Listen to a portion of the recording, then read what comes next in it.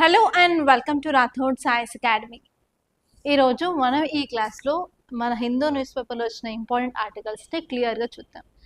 Title చదివిన వెంటనే మన కీవర్డ్ ఎలా ఐడెంటిఫై చేయాలి, దాన్ని సబ్జెక్ట్కి ఎలా లింక్ చేసుకోవాలి, అసలు ఎన్ని డైమెన్షన్స్గా మీరు ఆలోచించాలి, అసలు న్యూస్ పేపర్లో ఉన్నది ఏమి నోట్స్ చేసుకోవాలి, అండ్ దాని మీద క్వశ్చన్స్ ఎలా వస్తాయి, ప్రిలిమ్స్ అండ్ మెయిన్స్ ఎవ్రీథింగ్ క్లియర్గా చూద్దాం. సో ఈ వీడియోని ఎక్కడ స్కిప్ చేయకుండా లాస్ట్ వరకు చూడండి. So that you will get lots of insights regarding how question can be asked in UPSC అన్నమాట. ఓకే, ఫస్ట్ టాపిక్ లోకి వెళ్ళిన వెంటనే మనకి క్లియర్గా అర్థమవుతుంది ఏంటంటే Iran grants India 4 others Hormuz passage. ఈ టాపిక్ కొత్తదేం కాదు, మనం ఎప్పటి నుంచో స్ట్రైట్ ఆఫ్ హార్మూజ్ గురించి చదువుకుంటున్నాము. అసలు స్ట్రైట్ ఆఫ్ హార్మూజ్ అంటే ఏంటి, ఎక్కడ ఉంది, అండ్ దాని నుంచి ఎలా క్వశ్చన్స్ వస్తాయి జాగ్రఫీ పాయింట్ ఆఫ్ వ్యూలో, అలాగే మ్యాపింగ్ పాయింట్ ఆఫ్ వ్యూలో అని క్లియర్గా చదువుకున్నాం కదా. సో ఇక్కడ ఈ టైటిల్ చూడగానే మనకి తెలిసేది ఏంటంటే స్ట్రైట్ ఆఫ్ హార్మూజ్ గురించి ఈ క్వశ్చన్ అడుగుతున్నారు అని చెప్పి. కానీ ఈ రోజు ఇన్ని రోజులు చదివిన పాయింట్స్ కాకుండా ఒక కొత్త పాయింట్ చదువుకుందాం. ఈ స్ట్రైట్ ఆఫ్ హార్మూజ్తో బౌండరీ చేసేవి 2 ఇంపార్టెంట్ కంట్రీస్. ఒకటి వచ్చేసి ఇరాన్ అండ్ ఇంకోటి వచ్చేసి ఒమాన్. సో ఇప్పుడు ఈ ఆర్టికల్ చూసుకున్నట్లయితే ఇరాన్ ఏమంటుంది అంటే, ఇరాన్ గ్రాంట్స్ పర్మిషన్ ఫర్ ఇండియాతో పాటు కొన్ని ఫ్రెండ్లీ నేషన్స్కి అయితే పర్మిషన్ ఇచ్చింది వాళ్ళ షిప్స్ ఈ స్ట్రైట్ ఆఫ్ హార్మూజ్ గుండా వెళ్ళడానికి అని చెప్పి ఈ టైటిల్ చెప్తుంది. సో ఇక్కడ మనం చూడాల్సింది ఏంటంటే ఒక important international convention UNCLOS, UNCLOS, UNCLOS. దీని యొక్క ఫుల్ ఫామ్ ఏంటంటే United Nations convention of law of seas అన్నమాట. సో నార్మల్గా మనకి ల్యాండ్ ఉందనుకోండి, ఆ ల్యాండ్లో క్లియర్ కట్గా బౌండరీ అనేది మనం చెప్పొచ్చు, ఎంతవరకు కంట్రీ టెరిటరీ అని చెప్పి. కానీ ఇన్ కేస్ ఆ కంట్రీకి ఓషన్తో బౌండరీ ఉంది, సీతో బౌండరీ ఉంది అంటే ఎంత ఏరియా వరకు దాని యొక్క జ్యూరిస్డిక్షన్ ఉంటుందో కనిపెట్టడం కొంచెం డిఫికల్టీ అవుతుంది కదా. సో దానికోసమే మనం ఈ UNCLOS ఫాలో అవుతాం, United Nations convention on law of seas. ఇదేం చెప్తాను, ఫర్ ఎగ్జాంపుల్ ఇది కోస్ట్ అనుకోండి, ఇది వాటర్. ఒక లైన్ని బేస్ లైన్ తీసుకుంటారు. బేస్ లైన్ అంటే ఏంటంటే హై టైడ్ వచ్చినప్పుడు ఎంతవరకు వెళ్తుంది, లో టైడ్ వచ్చినప్పుడు ఎంతవరకు వాటర్ వెళ్తాయని చెప్పి చూసుకొని ఒక బేస్ లైన్ని గీస్తారనమాట. ఆ బేస్ లైన్ లోపల ఉన్న వాటర్ వచ్చేసి ఏమంటారు అంటే ఇంటర్నల్ వాటర్స్ అంటారు. ఇంటర్నల్ వాటర్ అంటే మనకి బేస్ లైన్ లోపల ఉన్న వాటర్ని ఇంటర్నల్ వాటర్ అంటారు. ఓకే, అక్కడ నుంచి ఈ బేస్ లైన్ నుంచి 12 నాటికల్ మైల్స్. ఈ నాటికల్ మైల్స్ అనేది క్వశ్చన్ వచ్చింది, వాటర్ని ఎలా మెషర్ చేస్తారు నేవిగేషన్లో అని చెప్పి 1986 or 87లో క్వశ్చన్ వచ్చిందండి. సో అందుకని ఈసారి నాటికల్ మైల్స్ కూడా మీరు చూసుకోవాల్సి ఉంటుంది. ఓకే, సో ఇక్కడ బేస్ లైన్ నుంచి 12 నాటికల్ మైల్స్ వరకు ఈ వాటర్ని టెరిటోరియల్ వాటర్ అంటారు.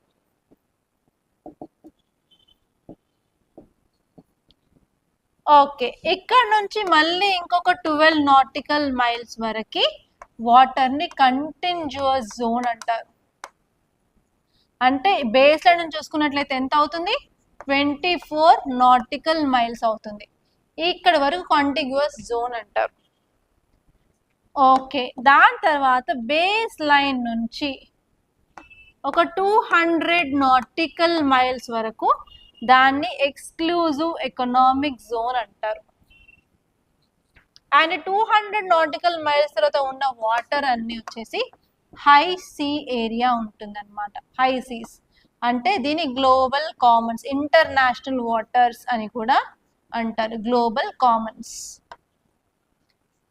ఓకే, ఈ లా ఏం చెప్తుంది UNCLOS అంటే 200 నాటికల్ మైల్స్ వరకు ఆ కంట్రీ యొక్క జ్యూరిస్డిక్షన్ అనేది ఉంటుంది, అంటే దాని యొక్క లా అనేది అప్లై చేయొచ్చు, దాంట్లో ఉన్న రిజర్వ్స్ అన్ని ఆ దేశానికి చెందుతాయి అని చెప్తుంది అనమాట. అండ్ ఈ UNCLOS మీద అరౌండ్ 2023లో ఒక ప్రిలిమ్స్ బేస్డ్ క్వశ్చన్ కూడా వచ్చింది, ఒకసారి అది కూడా మీరు చెక్ చేసుకోండి. ఓకే, 3 స్టేట్మెంట్స్ బేస్డ్ క్వశ్చన్ వచ్చింది, ఈసారి కూడా వచ్చే ఛాన్స్ అయితే ఉంది. సో ఇప్పుడు మనం ఈ ఆర్టికల్ చూసుకున్నట్లయితే UNCLOS ప్రకారం ఇరాన్కి కొన్ని హక్కులు అయితే ఉన్నాయి. ఆ హక్కులు ఏంటి, ఆ కంట్రీ వార్ కండిషన్లో ఉన్నట్లయితే మనకి ఫ్రెండ్లీ నేషన్స్ ఉంటాయి, ఎనిమీ నేషన్స్ ఉంటాయి కదా. సో ఫస్ట్ ఏంటంటే ఫ్రెండ్లీ నేషన్స్ యొక్క షిప్స్ మూవ్మెంట్కి పర్మిషన్ ఇవ్వచ్చు, అండ్ ఎనిమీ నేషన్స్ యొక్క షిప్ని కంప్లీట్గా బ్యాన్ చేయొచ్చు, అండ్ అలాగే వాటిని అటాక్ చేసే అధికారం కూడా ఇరాన్కి ఉంటుంది రిలేటెడ్ టు ఎనిమీ నేషన్ సంబంధించిన షిప్స్ అనమాట. అండ్ సెకండ్ ఇంపార్టెంట్ ఏంటంటే ఏదైనా షిప్ వాళ్ళు అలౌ చేయాలనుకున్నప్పుడు వాళ్ళు క్లియర్గా ప్రతి ఒక్కటి స్క్రూటిని చెక్ చేయొచ్చు అనే అధికారం ఉంది. సో ఇప్పుడున్న ఆర్టికల్లో వాళ్ళు క్లియర్గా ఏం చెప్తారంటే ఇరాన్ ఇండియాకి పర్మిషన్ ఇచ్చింది అని చెప్పి. ఇరాన్తో పాటు కొన్ని ఫ్రెండ్లీ నేషన్స్కి కూడా ఆ యొక్క కంట్రీ పర్మిషన్ ఇచ్చింది. అవి ఏంటంటే ఫస్ట్ ఇండియా ఒకటి, China, Russia, Iraq, Pakistan. So ఈ కంట్రీ యొక్క షిప్స్కి పర్మిషన్ ఇచ్చింది. అండ్ ఈవెన్ ఇరాన్ యొక్క మినిస్టర్ అతని యొక్క ట్యాంక్స్ని ఎక్స్చేంజ్ చేశారు అనమాట, థ్యాంక్ యూ చెప్పారు. ఎవరికి అంటే శ్రీలంకకి అండ్ ఇండియాకి. ఎందుకు శ్రీలంకకి ఇండియాకి థ్యాంక్స్ చెప్పాల్సి వచ్చింది అని అనుకున్నట్లయితే రీసెంట్గా IRIS దేనా అనే ఇరాన్ షిప్ ఇండియాకి విశాఖపట్నంలో డ్రిల్స్లో పార్టిసిపేట్ చేయడానికి వచ్చింది కదా. అది వెళ్ళేటప్పుడు US దాని మీద అటాక్ చేసి అది మునిగిపోవడం జరిగింది. ఆ టైంలో శ్రీలంక అండ్ ఇండియా మెషర్స్ తీసుకొని వాళ్ళకి హెల్ప్ చేశారనమాట. అండ్ ఆ టైంలో అరౌండ్ 3 షిప్స్ వచ్చాయండి ఎక్కడ నుంచి, ఇరాన్ నుంచి ఇండియాలోని విశాఖపట్నంలో డ్రిల్స్ చేయడానికి. ఒక షిప్ మీద అటాక్ జరిగింది అండ్ ఇంకో 2 షిప్స్ని ఇండియా అండ్ శ్రీలంక కలిసి కాపాడగలిగాయి అనమాట. ఆ షిప్స్ పేరు ఏంటంటే IRIS లవన్, IRIS బుషేర్. ఒక షిప్ నేమో IRIS లవాన్ నేమో కొచ్చి దగ్గర డాక్ చేశారు, IRIS బుషేర్ నేమో శ్రీలంక ట్రిన్కోమలే పోస్ట్ దగ్గర అయితే పెట్టి వాటిని కాపాడారనమాట. అందుకే వాళ్ళు ఎక్స్టెండెడ్ థ్యాంక్స్ చెప్పారు. సో ఇక్కడ మీకు క్వశ్చన్ అన్క్లాస్ మీద రావచ్చు, స్ట్రైట్ ఆఫ్ హార్మోస్ మీద రావచ్చు, అండ్ ఈవెన్ ఈ షిప్స్ మీద కూడా రావచ్చు. ఓకే, వాళ్ళు ఏం చేస్తారంటే పేర్ బేస్డ్ క్వశ్చన్, షిప్ పేరు అండ్ ఆ షిప్ ఏ కంట్రీకి సంబంధించింది అని చెప్పి. ఎందుకంటే రీసెంట్గా అరౌండ్ 4 to 5 months ఎగో మన కేరళ కోస్ట్ దగ్గర నుంచి సింగపూర్ షిప్, వేరే country ships attacks, oil spills అయ్యి మనకి ఎన్వైరన్మెంటల్ ఎమర్జెన్సీని కూడా వచ్చాయి కదా, థర్మోన్యూడిల్స్, ప్లాస్టిక్ నూడిల్స్ వచ్చాయి మన కోస్ట్ దగ్గరికి అన్ని అని చెప్పి. సో ఆ షిప్ పేరు ఎల్సా అనమాట. Elsa Singapore based ship. So అలా కూడా మీకు క్వశ్చన్ వచ్చే ఛాన్స్ ఉంది, కొంచెం క్లియర్గా చూసుకోండి ఇది. ఓకే, ఇది ఈ ఆర్టికల్ గురించి అండి.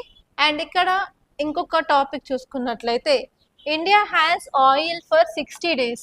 60 daysకి సరిపడా ఆయిల్ ఉంది అండ్ LPG సప్లైస్ మనకి 1 month వరకు సరిపోతాయి అని చెప్పింది. అండ్ ఈ పర్మిషన్ వచ్చింది కాబట్టి ఇప్పటి నుంచి మనకి వెజల్స్ అయితే ఆన్ టైం వస్తాయి. దానివల్ల మనకి oil crisis and LPG crisis అంతే ఉండదు. అండ్ పెట్రోల్ బంక్స్ కూడా నిన్నటి నుంచి ఫ్రీగానే ఉన్నాయన్నమాట. ఓకే, సో అది చూసుకుంటే సరిపోతుంది. అండ్ ఈ కంటెక్స్ట్లో మీరు స్ట్రాటజిక్ పెట్రోలియం రిజర్వ్స్ గురించి కూడా చూసుకోవాలి. దాని మీద కూడా క్వశ్చన్ వచ్చే ఛాన్స్ ఉంది. ఇండియాలో 3 ఉన్నాయి స్ట్రాటజిక్ పెట్రోలియం రిజర్వ్స్. ఒకటి వచ్చి మ్యాంగ్లూరు, ఇంకోటి వచ్చేసి విశాఖపట్నం, అండ్ నెక్స్ట్ వచ్చేసి పాడూరు. సో ఇవన్నీ చూసుకోండి ఒకసారి. ఓకే, నెక్స్ట్ ఆర్టికల్ చూసుకున్నట్లయితే 14 killed as bus catches fire after crash with lorry in AP. ఒక bus, special sleeper bus, travels use చేసే బస్ అనమాట, లారీతో ఢీకొన్న తర్వాత అరౌండ్ 14 మంది చనిపోయారు అక్కడ మంటలు చెలరేగి అని చెప్పి ఈ ఆర్టికల్ చెప్తుంది. సో మనకి చాలా సార్లు ఇలా బస్ యాక్సిడెంట్స్ సంబంధించినవి ఆర్టికల్స్ న్యూస్లో వస్తూనే ఉన్నాయి. తెలంగాణలో అయితే చేవెళ్ళ ఇన్సిడెంట్ మనకు తెలిసిందే, ఏపీలో చాలా మంది చనిపోయారు కర్నూలులో యాక్సిడెంట్ అయ్యి. అలా లాస్ట్ ఇయర్ని చూసుకున్నట్లయితే మేజర్గా అరౌండ్ 10 ఇన్సిడెంట్స్ పైగానే మనకి ఆర్టికల్స్ అయితే ఇష్యూస్ ఉన్నాయి. సో అందుకని డిజాస్టర్ మేనేజ్మెంట్ పాయింట్ ఆఫ్ వ్యూలో ఈసారి బస్ యాక్సిడెంట్స్ గురించి క్వశ్చన్ వచ్చే ఛాన్స్ ఉంది. అండ్ అంతేకాదండి, ఎథిక్స్లో కూడా మీకు కేస్ స్టడీ వచ్చే ఛాన్స్ ఉంది. మీ ఏరియాలో ఇలాంటి బస్ యాక్సిడెంట్స్ ఎక్కువ అవుతున్నాయి, మీరు ఎలాంటి స్టెప్స్ తీసుకొని కంట్రోల్ చేస్తారు, ఏం చెయ్యాలని చెప్పి కూడా మీకు క్వశ్చన్స్ వచ్చే ఛాన్స్ ఉంది. క్లియర్గా చూసుకోండి. ఓకే, సో ఇప్పుడు మనం బస్ యాక్సిడెంట్స్ ఎందుకు అవుతున్నాయి అని చెప్పి చూడాలి. First of all major causes ఏంటి, గవర్నమెంట్ తీసుకునే స్టెప్స్ ఏంటి, మనం ఇంకా ఏం చేస్తే బాగుంటుంది, ఈ 3 డైమెన్షన్స్లో మీరు ఆలోచించాలి. ఫస్ట్ వచ్చేసి అన్సేఫ్ బాడీ మోడిఫికేషన్. సో మనం ఏదైనా సరే వెహికల్, ఎస్పెషలీ బస్సులు ఆర్ లారీలు కొన్నప్పుడు మనకి ఎలా ఉంటుంది, కొత్త వెహికల్ ముందల క్యాబిన్ పార్ట్ ఉంటుంది, అండ్ వెనకాల ఓన్లీ ఇలా టైర్స్ పార్ట్ ఇలాగే వస్తుంది. దాని తర్వాత ఏం చేస్తాము అంటే మనం ఈ బాడీని మొత్తం రెడీ చేయించుకోవాల్సి ఉంటుంది అనమాట. ఇలా మనకు కావాల్సిన సీట్లు పెట్టించుకోవడము, లగేజ్కి అలా ఎవ్రీథింగ్ మనం ఆల్టరేషన్స్ చేయించుకోవాల్సి ఉంటుంది అనమాట. ఓకే, ఇక్కడ ఏముంటుంది మనకి మేజర్గా ఇంజన్ పార్ట్ ఉంటుంది ఆర్ క్యాబిన్ పార్ట్ అంటాము. అండ్ సెకండ్ పార్ట్ వచ్చేసి చాసిస్ అని అంటామంట. వెనకాల ఓన్లీ బేస్ ఇచ్చేసి దానికి టైర్లు పెడతారు, గిల్లలు. ఓకే, దాన్ని చాసిస్ అంటారు అనమాట. కానీ మనం ఇదేంటి మనకి ప్రాబ్లం ఏంటంటే ఇంజన్ అలాగే చాసిస్ అనేది బ్రాండ్ ఉంటుంది. For example Ashok Leyland or else Tata, అలా మనకి బ్రాండెడ్ ఉంటాయి. కానీ బాడీ వచ్చేసరికి మనం లోకల్ వర్క్ షాప్స్ దగ్గరికి వెళ్ళేసి మనం వాటిని తయారు చేయించుకుంటాం అనమాట. మన యొక్క క్యాపబిలిటీ అండ్ మన యొక్క ఖర్చు ఎస్టిమేట్ చేసి వాళ్ళు ఇలా అని చెప్పి వాళ్ళు ప్లాన్ ఇస్తారు.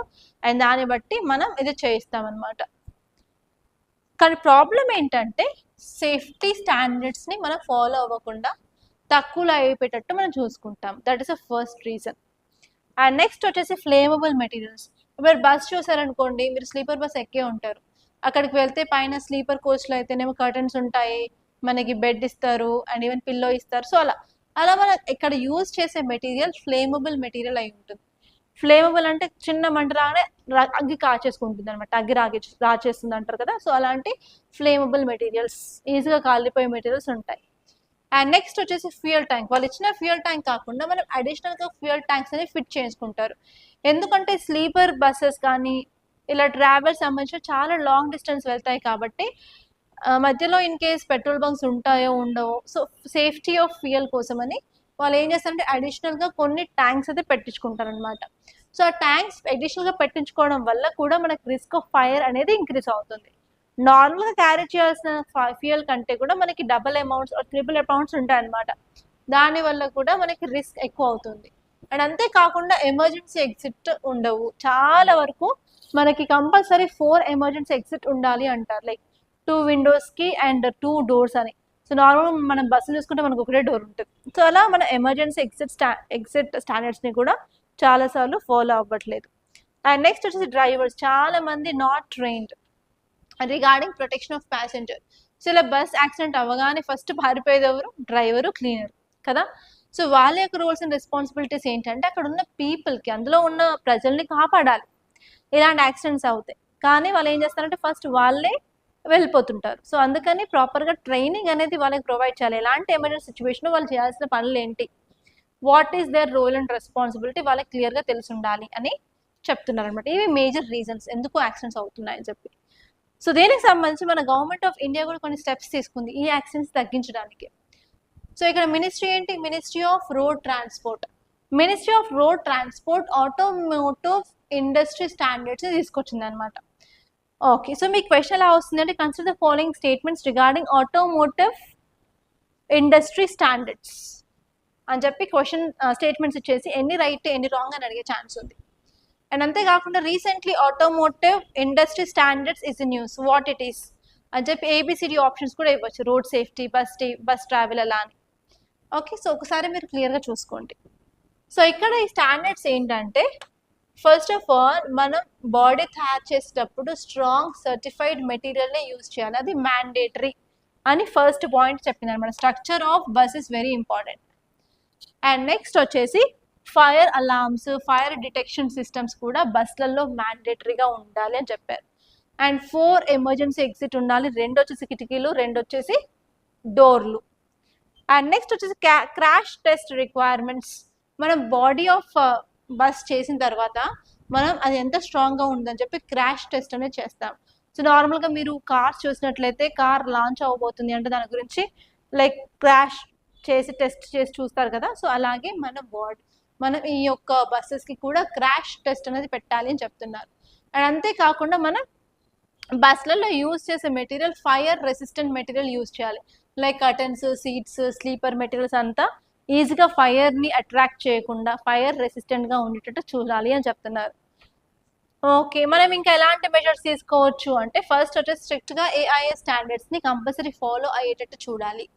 అండ్ నెక్స్ట్ వచ్చేసి రెగ్యులర్ ఇన్స్పెక్షన్స్ చేయాలి, ఈవెన్ బస్ ఓనర్ అయినా సరే లేకపోతే హైయర్ అథారిటీస్ అయినా సరే ఫ్రీక్వెంట్గా ఆ యొక్క ట్రావెల్స్ యొక్క బస్సెస్ని ఇన్స్పెక్ట్ చేస్తూ ఉండాలి. అండ్ నెక్స్ట్ డ్రైవర్స్కి ట్రైనింగ్ అనేది ఇస్తూ ఉండాలి, ఎలా ఉండాలి అని చెప్పి. ఫర్ ఎగ్జాంపుల్ మీరు ఏరోప్లేన్ ఎక్కినట్లయితే ఫ్లైట్ టేక్ ఆఫ్ అయ్యే కంటే ముందే మనకి ఎయిర్ హోస్టెస్ వాళ్ళు ఇది సేఫ్టీ ఎక్విప్మెంట్ ఇది యూజ్ చేయాలి, ఆక్సిజన్ తక్కువ ఉంటే ఇది life jacket, so what to do and what not to do, especially emergency exits దగ్గర ఉండే వాళ్ళకి ఇంకొక 3 to 4 minutes ఎక్స్ట్రా ట్రైనింగ్ అనేది ఉంటుంది కదా, ఇలా చేయాలి ఇలా చేయొద్దు అని చెప్పి. అలా ఏ బస్సులో అయినా మనం చూసాము, బస్ ఎక్కిన తర్వాత మీకు ఇలాంటి అయ్యే ఛాన్సెస్ ఉన్నాయి, సో ఇలాంటి టైంలో ఇలా చేయాలి అని చెప్పి ఎలాంటివి ఉండవు.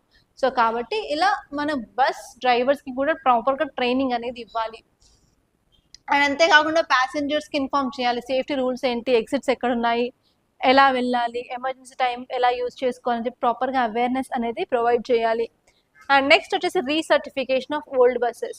ఏవైనా ట్రావెలర్స్ ఓల్డ్ బస్సెస్తో రూట్స్ కంటిన్యూ చేసినట్లయితే ఆ ఓల్డ్ బస్సెస్కి ప్రాపర్గా మళ్ళీ సర్టిఫికేషన్ చేయించాలి, టెస్ట్లన్నీ చేయించాలని చెప్తున్నారు. అండ్ మ్యాండేటరీగా ఫైర్ ఫైటింగ్ ఎక్విప్మెంట్ కంపల్సరీ ఉండాలి అని చెప్తున్నారు అనమాట. సో ఇవన్నీ మెజర్స్ మీరు కంపల్సరీ గుర్తుపెట్టుకోవాలి. అండ్ వీటి మీద ప్రిలిమ్స్ బేస్డ్ క్వశ్చన్స్ ఛాన్స్ అయితే చాలా ఎక్కువ. అండ్ నెక్స్ట్ ఆర్టికల్ వచ్చేసి S-400 deliveries expedited as India enhances air defence. ఈసారి S-400 ట్రయంఫ్ మిసైల్ సిస్టమ్ గురించి ఫర్ షూర్ క్వశ్చన్ ఛాన్స్ ఉందండి, ఎందుకంటే ఆపరేషన్ సింధూర్ అయింది కదా. సో మీరు ఏం చేయాలి అంటే ఇండియాలో జరిగిన డిఫరెంట్ ఆపరేషన్స్ ఏంటో చూసుకోండి.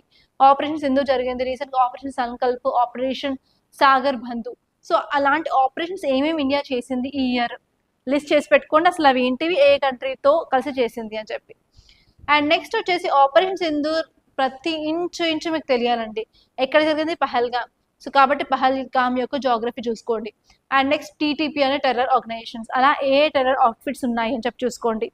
అండ్ నెక్స్ట్ వచ్చేసి మనం యూజ్ చేసిన వెపన్స్ ఏంటి, ఎగ్జాంపుల్గా మనకి లైక్ మిసైల్స్ యూజ్ చేసాము, S-400 ట్రయంఫ్ మిసైల్స్ యూజ్ చేసాము, and A fighter jets use చేసామో చూసుకోండి.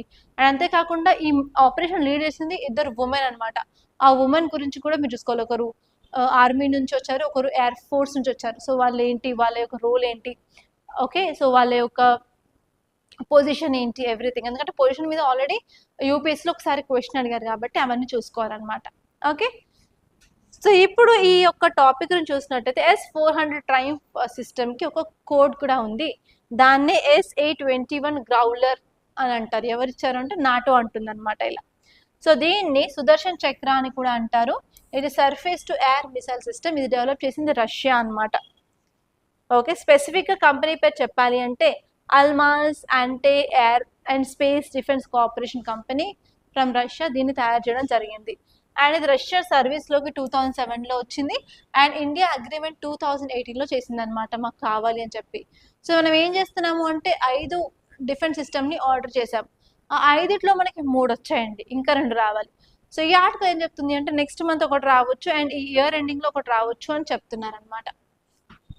ఓకే, దీని యొక్క పర్పస్ ఏంటంటే ఎయిర్ నుంచి వచ్చే థ్రెడ్స్ని ఇది న్యూట్రలైజ్ చేస్తుంది. ఫర్ ఎగ్జాంపుల్ ఫైటర్ జెట్స్ కానివ్వండి, ballistic missiles, cruise missiles, drones.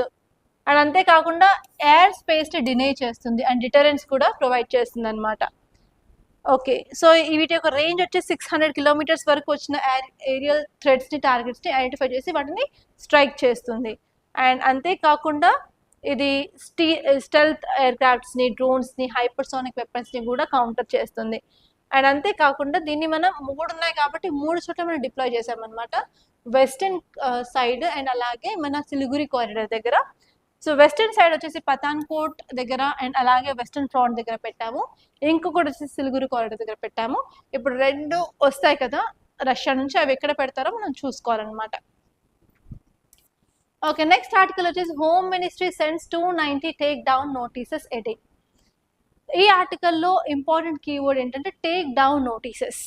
So మీకు ఎలా క్వశ్చన్ వచ్చే ఛాన్స్ ఉంది అంటే recently take down notices is in news, what is it, or else consider following statements regarding take down notices అని అడగొచ్చు అనమాట. Okay, ఈ విధంగా మీరు ప్రిపేర్ అవ్వాలి. So first of all take down notice అంటే ఏం లేదు, మనందరికీ తెలుసు, జనరల్గా మనం సోషల్ మీడియా ప్లాట్ఫామ్ని యూజ్ చేస్తాం. For example WhatsApp, Facebook, Twitter, Insta అలాంటివి. సో మేజర్ ప్రాబ్లం ఏంటంటే మిస్ఇన్ఫర్మేషన్ చాలా ఫాస్ట్గా స్ప్రెడ్ అవ్వడం, పీపుల్ యొక్క వాల్యూ తగ్గిపోవడం, అంటే డిఫేమ్ చేయడం లాంటివి. And even cyber security attacks కూడా ఎక్కువ అవుతున్నాయి. సో అవన్నిటిని కంట్రోల్ చేయడానికి ఎస్పెషలీ మనం తీసుకొచ్చిందే ఈ యొక్క టేక్ డౌన్ నోటీస్. సో మనకి సహయోగ్ పోర్టల్ అని ఉంటుంది. ఆ సహయోగ్ పోర్టల్లో మీరు మీ కంప్లైంట్స్ రేజ్ చేయొచ్చు. ఆ కంప్లైంట్స్ రేజ్ చేసిన వెంటనే మనకి సర్టెన్ కానీ I4C కానీ ఆ కంప్లైంట్స్ తీసుకొని ఆ యొక్క ప్లాట్ఫామ్కి ఒక రిక్వెస్ట్ పెడుతుంది, take down of this information అని చెప్పి. వాళ్ళకి ఓన్లీ 3 hours ఆఫ్ టైం ఇస్తుంది. ఆ 3 hoursలో ఆ యొక్క ప్లాట్ఫామ్ ఆ యొక్క డేటాని డిలీట్ చేయాల్సి ఉంటుంది అనమాట. అదే టేక్ డౌన్ నోటీసెస్. ఎందుకు తీసుకొచ్చారంటే 2021 నుంచి 2025 చూసుకున్నట్లయితే చాలా కేసెస్ ఆఫ్ సైబర్ సెక్యూరిటీ అనేవి పెరుగుతూ వస్తున్నాయి. ఓకే, చూడండి ఎంత పెరిగాయో. సో అందుకని ఏంటంటే వీటిని కంట్రోల్ చేయకపోతే కుదరదు అని చెప్పి ఇప్పుడు టేక్ డౌన్ నోటీసెస్ అయితే తీసుకొచ్చింది అనమాట.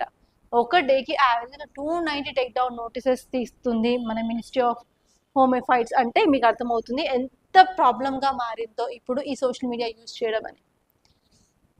ఓకే, సో అంతకుమించి ఇంకేం లేదంటే నెక్స్ట్ ఆర్టికల్ చూసుకున్నట్లయితే why do we need a living will. So ఈసారి యుథనేషియా న్యూస్లో ఉంది కాబట్టి, ఎందుకంటే హరీష్ కేస్ న్యూస్లో ఉంది కదా, హరీష్ పాపం చనిపోయాడు. సో సుప్రీంకోర్టు ప్యాసివ్ యుథనేషియాకి పర్మిషన్ ఇచ్చిన తర్వాత, లైక్ హైడ్రేషన్ ఫుడ్ కూడా స్టాప్ చేసిన తర్వాత తను 2 days ఎగోనే చనిపోవడం జరిగింది అనమాట. హరీష్ రాణా 32 years ఆఫ్ ఏజ్లో చనిపోయాడు. సో అందుకని ఇప్పుడు మీకు క్వశ్చన్ యుథనేషియా మీద వచ్చే ఛాన్స్ ఉంది, అలాగే ఎస్పెషలీ లివింగ్ విల్ మీద కూడా క్వశ్చన్ వచ్చే ఛాన్స్ ఉంది అనమాట. సో ఇక్కడ ఈ ఆర్టికల్ చూసినట్టయితే లివింగ్ విల్ ఏంటంటే ఇది ఒక లీగల్ డాక్యుమెంట్ అనమాట. దేని గురించి మాట్లాడుతుందంటే ఒక పర్సన్ ఇర్రివర్సిబుల్ కండిషన్లో ఉన్నప్పుడు, అంటే ఇంకా అసలు ఏ ఛాన్స్ లేదు క్యూర్ అయ్యేది అన్నప్పుడు వాళ్ళ family members, relatives and doctors కలిసి ప్లాన్ ఏంటి అని ఆలోచిస్తారు. దాన్నే లివింగ్ విల్ అని అంటారనమాట. ఓకే, అండ్ స్టడీస్ ఏం చెప్తున్నాయంటే లివింగ్ విల్ ఉన్నంత మాత్రాన ట్రూ ట్రీట్మెంట్కి అసలు ఎలాంటి సర్వైవల్ మీద ఎలాంటి ఎఫెక్ట్ అయితే ఉండదు. కాకపోతే దీనివల్ల ఆ ఫ్యామిలీ బేర్ చేసే ఫినాన్షియల్ ఎక్స్పెన్సెస్ కానీ, హాస్పిటల్ స్టేస్ కానీ, ఆ మనిషి అనుభవించే పెయిన్ కూడా తగ్గిపోతుంది అని చెప్పడం జరిగింది అనమాట.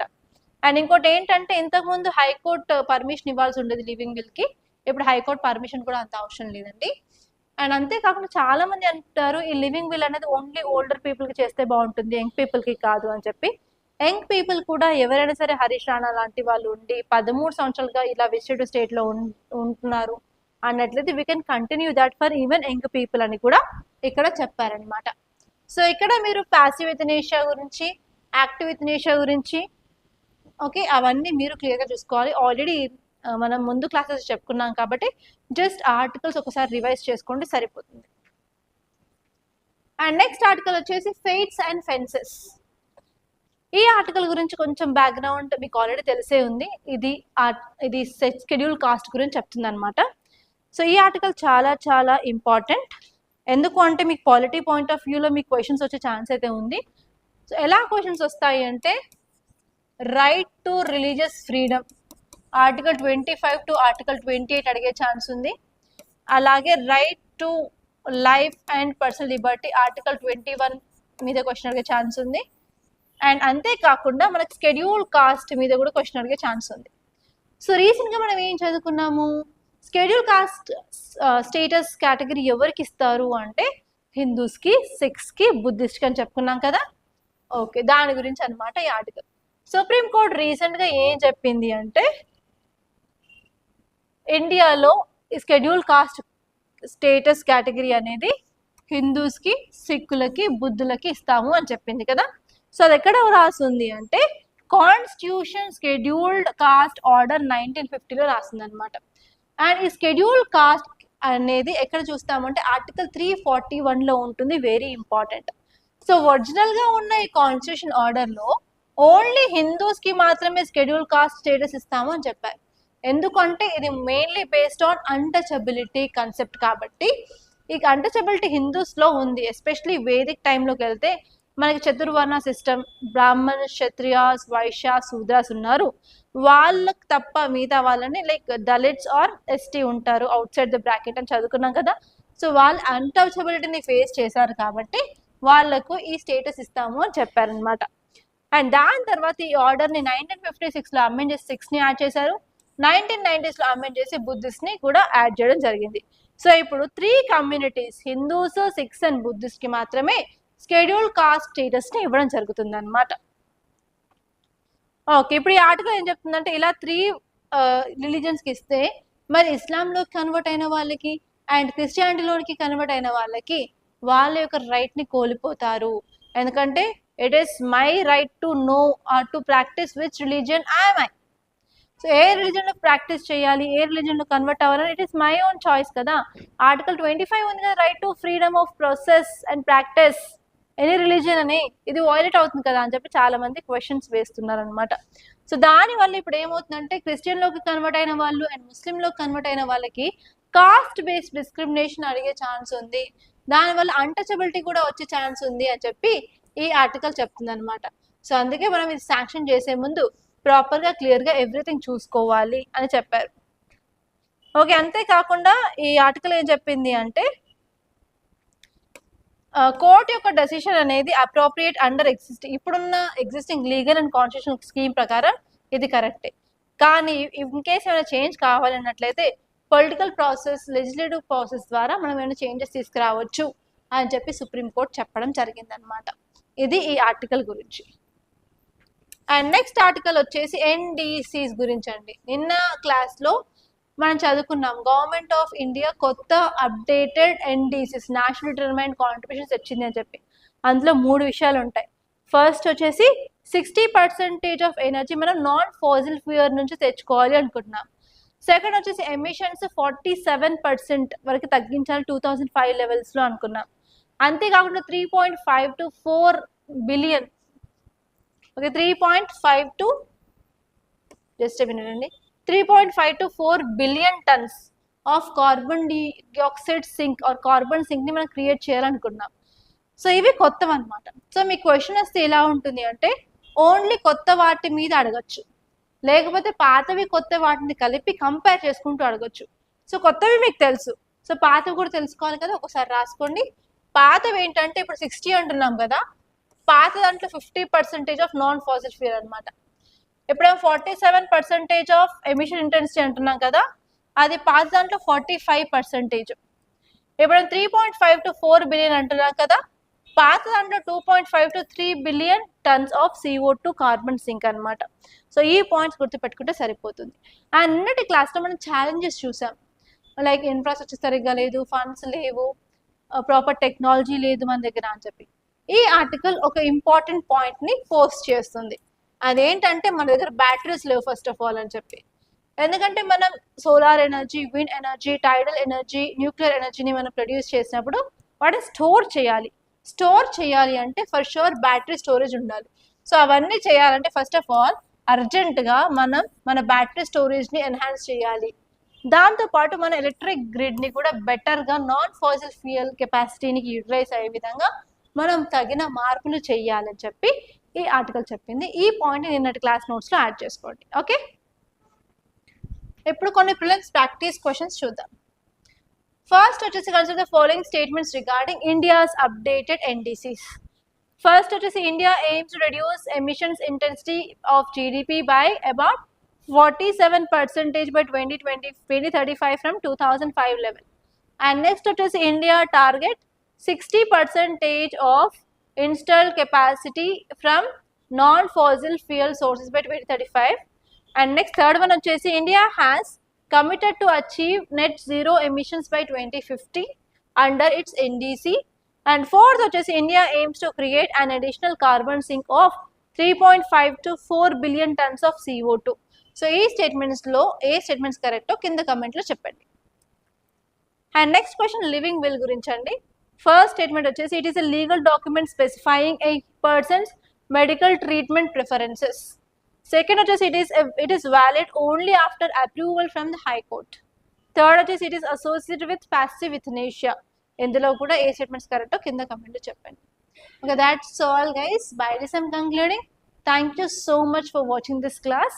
అండ్ మీకు కనుక ఈ వీడియో నచ్చినట్లయితే లైక్ చేయండి, అలాగే ఇంతవరకు మన ఛానల్ సబ్స్క్రైబ్ చేసుకోకపోతే మాత్రం చేసుకోండి. So that I'm providing lots of insights అనమాట. అండ్ ఇంకొకటి నేను ఆలోచించిన విషయం ఏంటంటే ప్రిలిమ్స్ దగ్గర పడుతుంది కాబట్టి ప్రిలిమ్స్లో మోస్ట్ ఎక్స్పెక్టెడ్ టాపిక్స్ ఏమైనా ఉంటే వాటిని షార్ట్స్ చేసి అప్లోడ్ చేయాలా అని అనుకుంటున్నాను. సో ఈ రోజు అయితే ఒక వీడియో వస్తుంది, oil fields in West Asia. అది మోస్ట్ ఎక్స్పెక్టెడ్ క్వశ్చన్ అనమాట.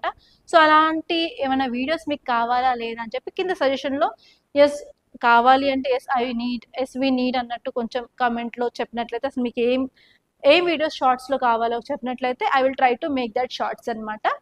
ఓకే, ఉన్న టైంని I will try to do something productive for you guys. So కింద కమెంట్ అయితే చెప్పండి అసలు మీకు ఎలాంటి వీడియోస్ షార్ట్స్లో చేస్తే బాగుంటుంది అని చెప్పి. దాన్ని బట్టి I will try to arrange my schedule and I will do the shorts. ఈ రోజు మాత్రం ఫర్ షూర్ ఒక టాపిక్ అయితే వస్తుంది, oil fields in West Asia. That is the most probable question in UPSC అనమాట. సో ఆ వీడియో చూసిన తర్వాత అయినా మీరు కామెంట్ చేసినా పర్లేదు. Okay, that's all guys, thank you so much and I wish you all the best.